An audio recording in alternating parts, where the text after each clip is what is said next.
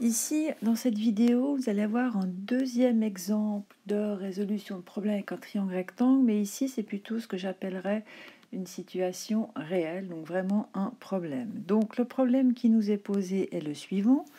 Juliette se trouve à une distance de 30 mètres d'un château d'eau et elle désire en connaître la hauteur. Elle mesure l'angle entre l'horizontale et le haut de la base du château d'eau grâce à un appareil placé à 1,7 m du sol et trouve 58 degrés. Calculez la hauteur de la base du château d'eau arrondie au mètre. Donc en général, quand on fait ce genre de problème, la première chose qu'il faut faire, c'est un schéma pour bien comprendre ce qui se passe et sur lequel on va placer en fait a priori toutes les valeurs qu'on a, toutes les grandeurs qu'on connaît. Donc, dans ce problème, d'abord, on va mettre peut-être, je vais essayer de le faire, une ligne horizontale. Vous êtes ici. Votre château d'eau a à peu près cette forme. N'étant pas très doué en dessin, vous allez accepter ce dessin. Voilà. Et Juliette, elle, se situe quelque part en face du château d'eau à, ça, on le sait, 30 mètres du château d'eau. Elle désire connaître la hauteur du château d'eau jusqu'à sa base. Donc on va dire que la base, c'est ici. Et pour faire ça, elle a un petit appareil dans la main qui lui dit que si elle mesure, en fait... je vais peut-être prendre une règle, parce que ça sera plus facile ici de le faire bien. Voilà.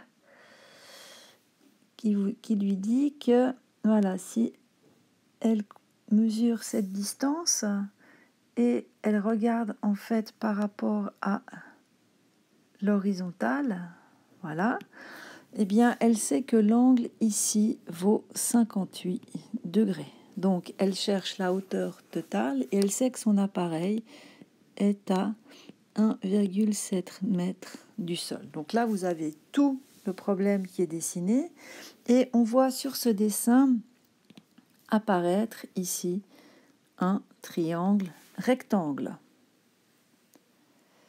Donc, je vais maintenant faire un deuxième schéma où je vais garder que les informations essentielles. Et ça va donner donc le schéma suivant. Vous avez un triangle rectangle. Oups, on va s'arrêter ici, c'est pas grave. Hop, alors on va refaire la base du triangle. Voilà. Donc on sait que cette longueur vaut 30 mètres. On sait que l'angle ici vaut 58 mètres. Cette longueur-là, on va l'appeler, on va encore voir, peut-être l'appeler X.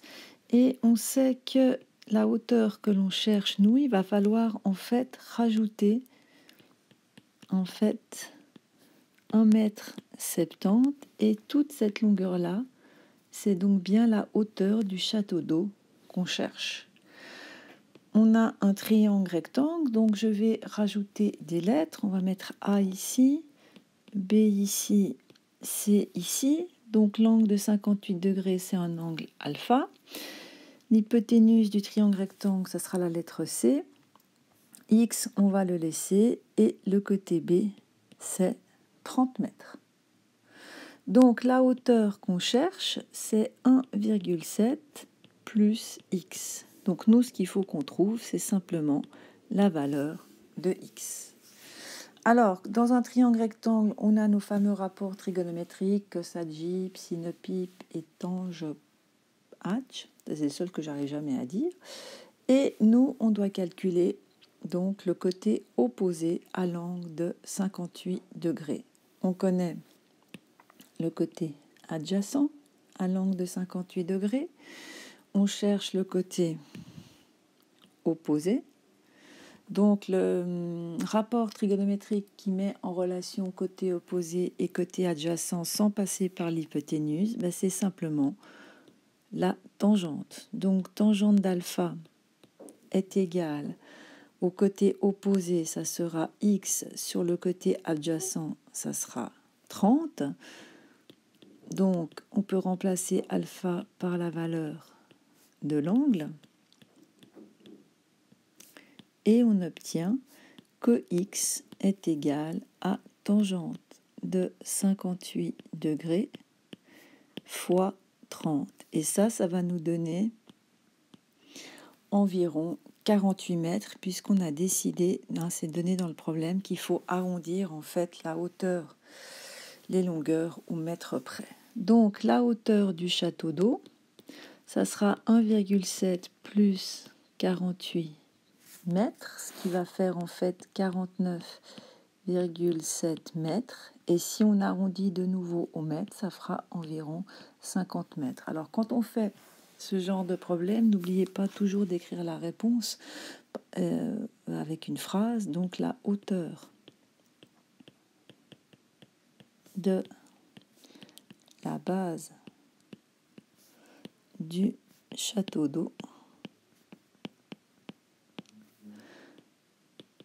est de 50 mètres environ.